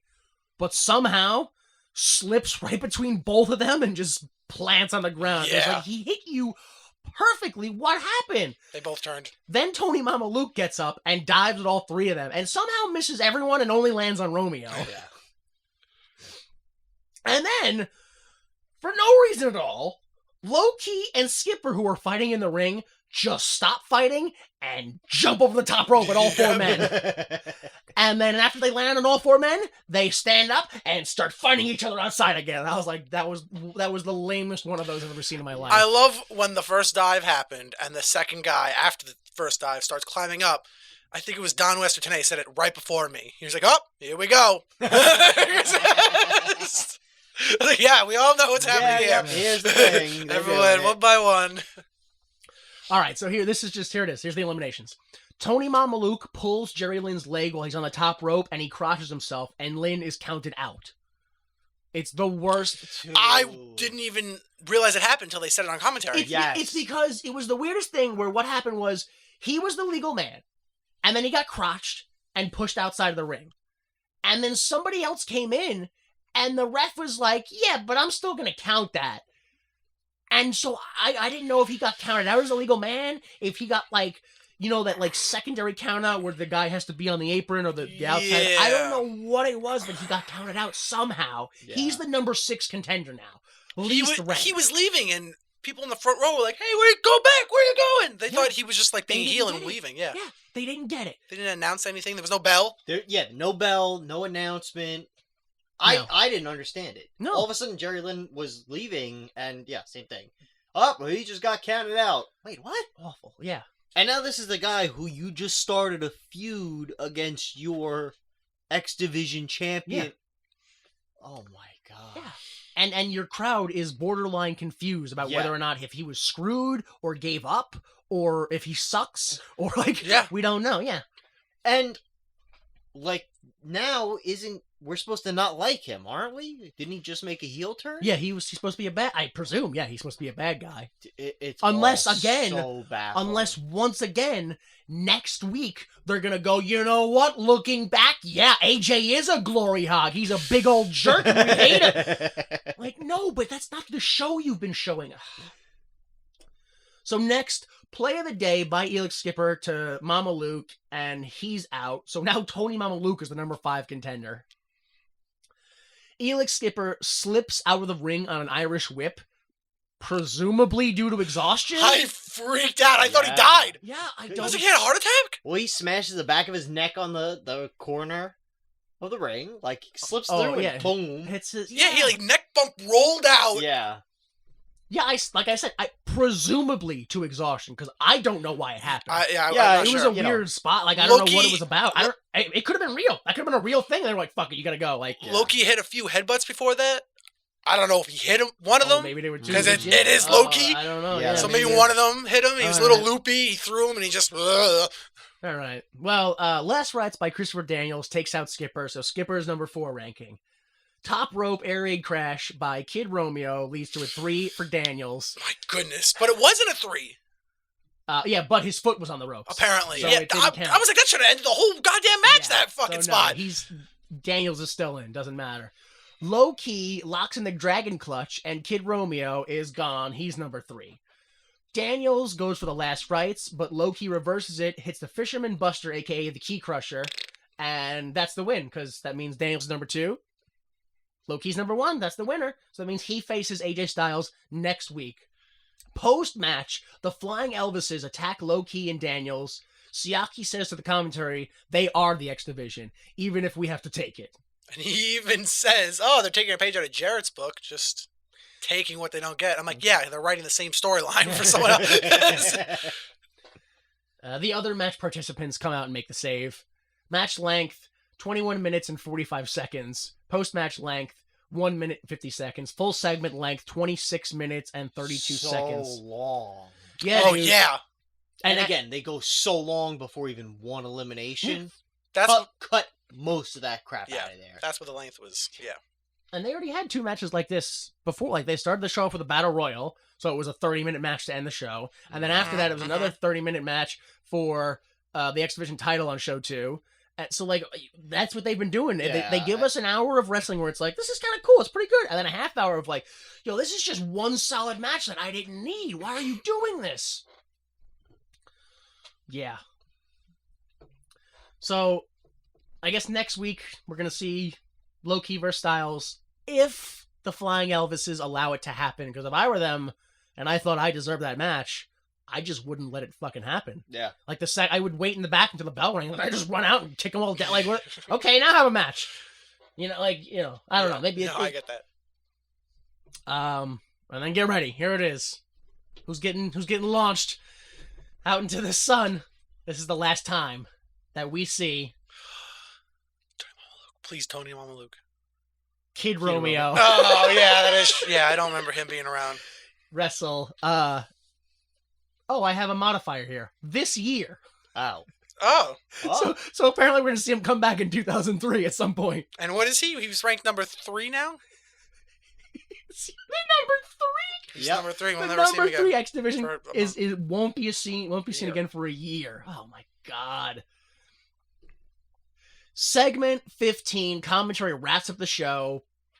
We're going to have AJ Styles versus Low-Ki for the X title next week, but what about Jerry Lynn? How's he going to get involved in that? Don't forget about Scott Hall's hit list. That's a thing. Also, next week, Puppet versus Meatball, the world's largest midget. Spoiler alert, they don't mean height. And then all of a sudden, Jarrett comes out and says, screw the new church, screw the NWA, screw Mike Tenay, and screw the Titans. Yeah, they're sitting right over there in the front row. I want my title shot. Yeah, they are sitting right there in front row. The NFL Titans football players take a swing at Jarrett and then jump the guardrail to fight him. And, that might have been a real fight. This is the greatest thing I saw on the show. That might have been a real, like, whoever the guy that was supposed to do the work didn't get in there quick enough. That was great. Dude, yeah. That was great. Yo. One of the guys, I think the first guy who walks the hard rail, at one point just picks Jarrett up. Clean up. Yeah. Like he is a baby boy to be wrapped in a lovely little blanket and thrown down a river because we don't want it. Yeah, he started slamming him on the apron and then tossed him like he was nothing. I was like, oh wow, this guy's getting a world title shot or something. He's throwing around Jarrett. Yeah, and then Jarrett takes them all out with a chair.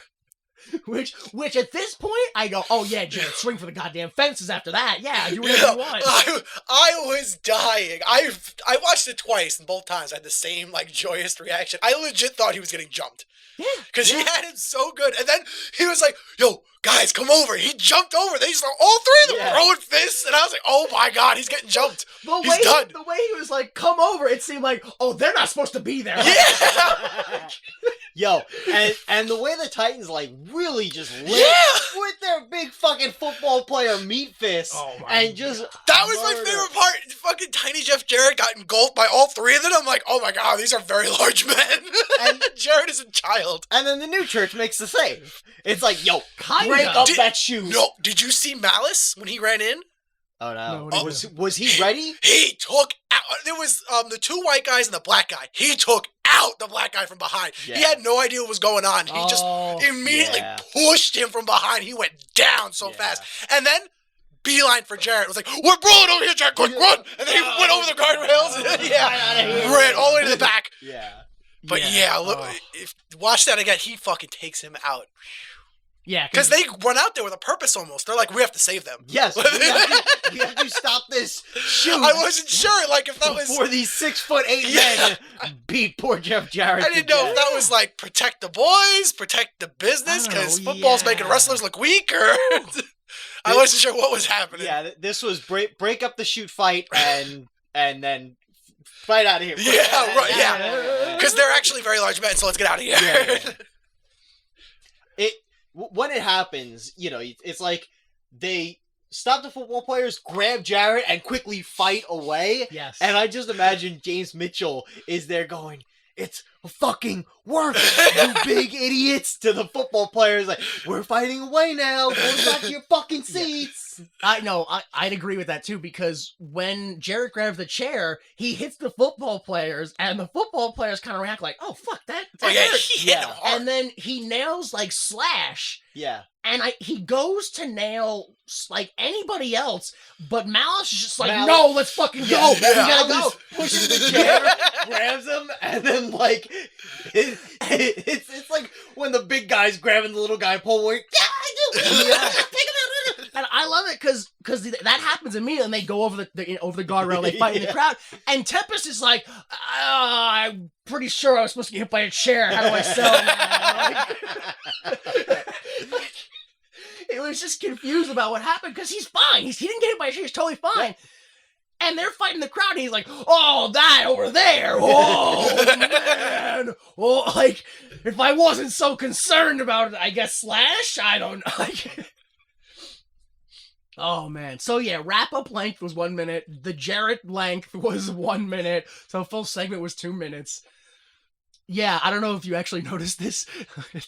Jarrett got a hole ripped in the I noticed center that. of his shirt. Yeah. Like several holes in the Yeah, center. in the back a not little bit even too. not at a seam. Middle of the fabric, just torn right through. And then also, all of the Titans that were kicking the shit out of Jarrett all had sandals on. And they all Yeah. lost them, too. Yeah, I watched that happen. backless sandals. They all flew off. Yeah, and they can still kick the shit out of Jarrett. They can't jump over guardrails, though. They were pretty bad at that. Yeah, no, the guy they're fell not. right They're on his face. defense. They're not all. They don't have to do any jumping. They just stand there Yeah, lying. you don't go forward. No. That's why Mouse was able to push him over so quick, because he fell forward. Or reverse turtle. He's only got- Oh! He's only got back muscles. He doesn't have forward stuff. He's laying on his stomach stuck.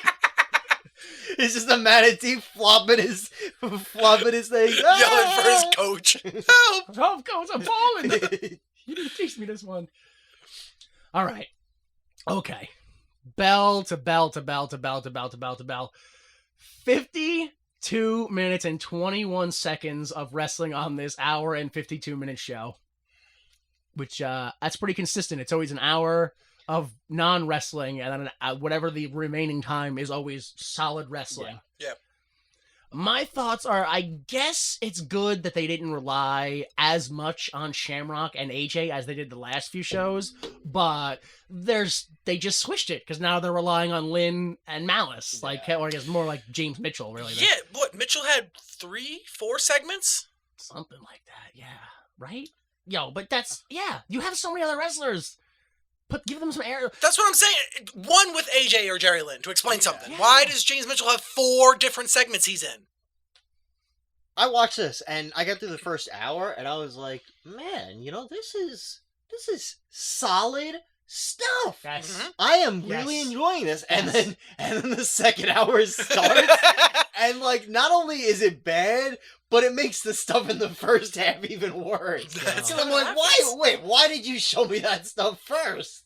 That is what I have said every episode we have done so far. The Mhm. first hour of wrestling is some of the best wrestling I've probably ever seen. It's so good. Maybe even still to this day, it's better than some. And then Holds up. there's another half hour afterwards where you're just like, oh my god, what What is monkey did they bash in the brain and then give the book to? Like, Oh.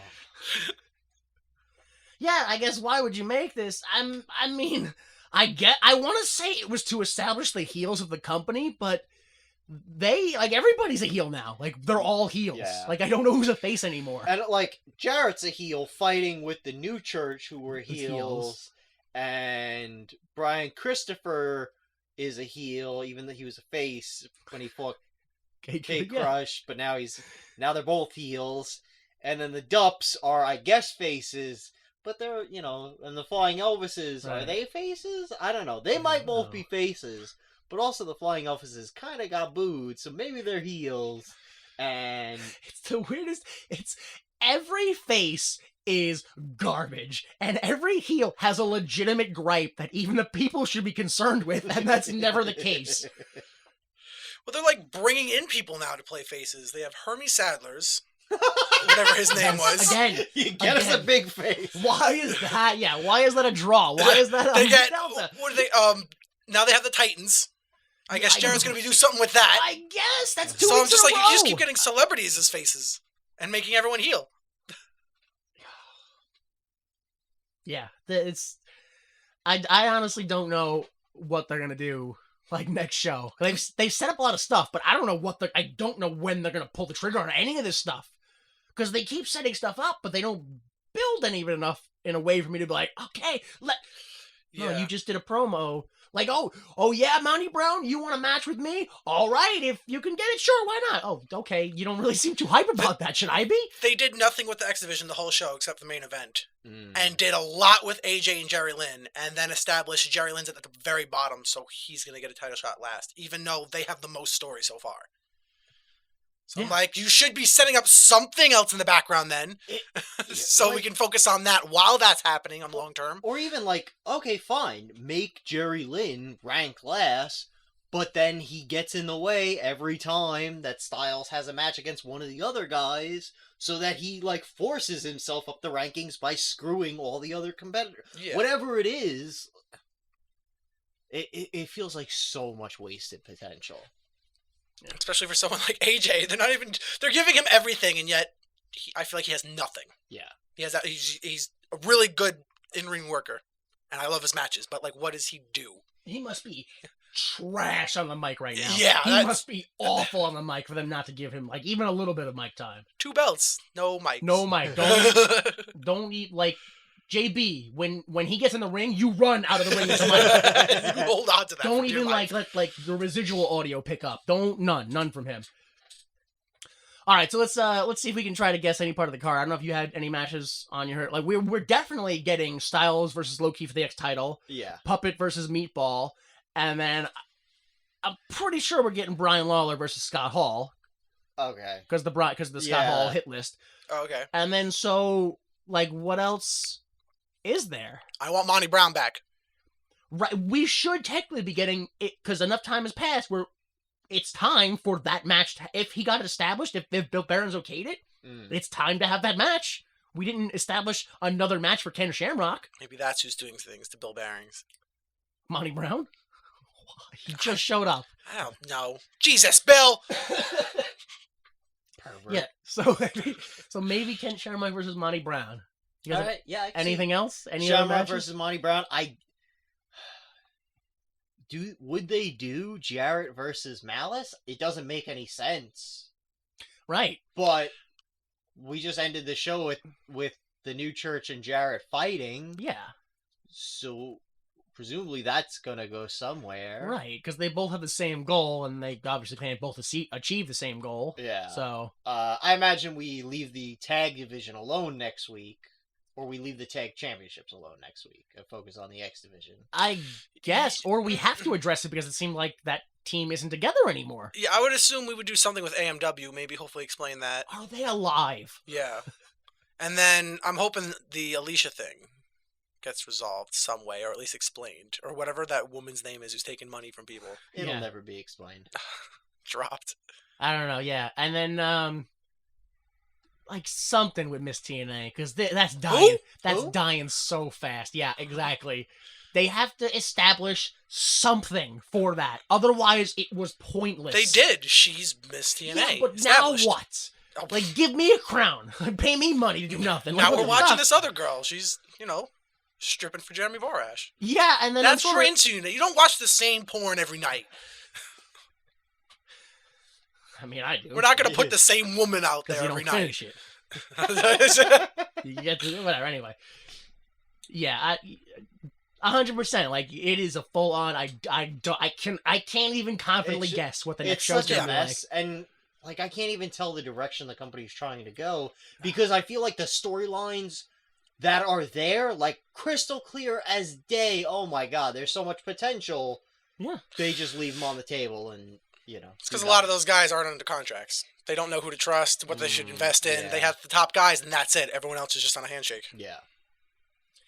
Yeah, that's hurting them. Yeah, so that's like the entire Hard. X division. They're not going to do anything with them.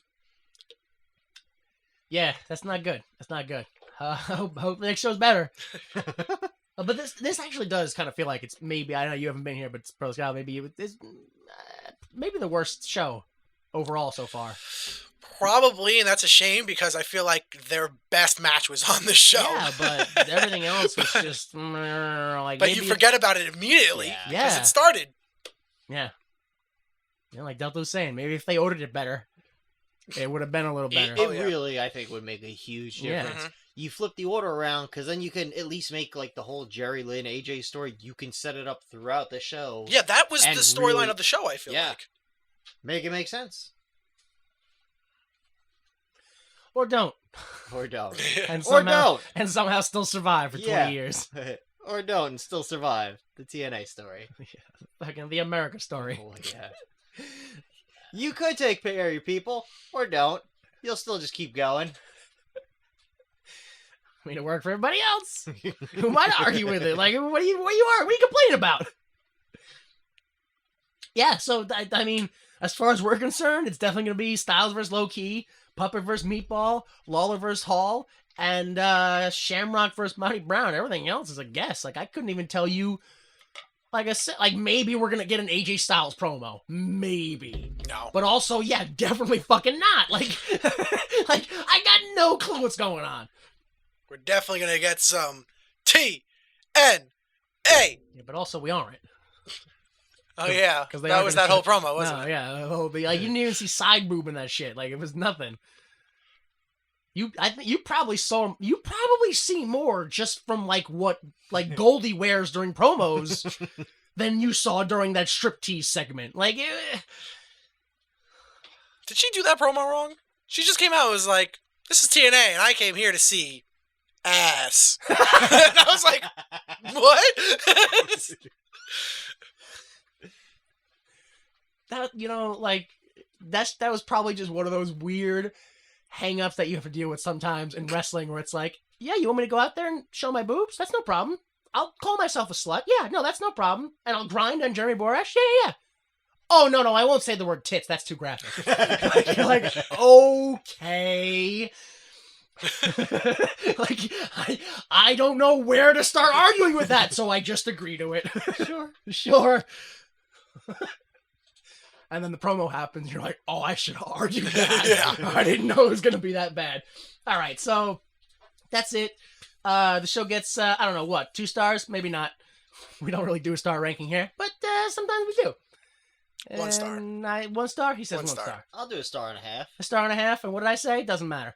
Anyway, outro means that if you enjoyed this show, consider giving it a like or some stars or whatever you got to do. Just, like, write our name on paper and throw it at strangers. It'll work. And then they'll open up the paper and they'll say, why would you make this? And they'll go, what? And they'll know. They'll get around to the podcast eventually. It'll trace back to us. All right, so of course the intro music is an edited version of Falling Off Your Love by Kill Paris. Yeah, so that's it, right? For Brother Skylar and J Delta, I'm Jimmy Time. Please remember, without the mistakes of others, we'd be forced to endure the pain of failure ourselves. Support the arts. The preceding recording is for entertainment purposes only, and the views expressed in this podcast do not necessarily represent the views of Why Would You Make This, its owners, employees, or associates.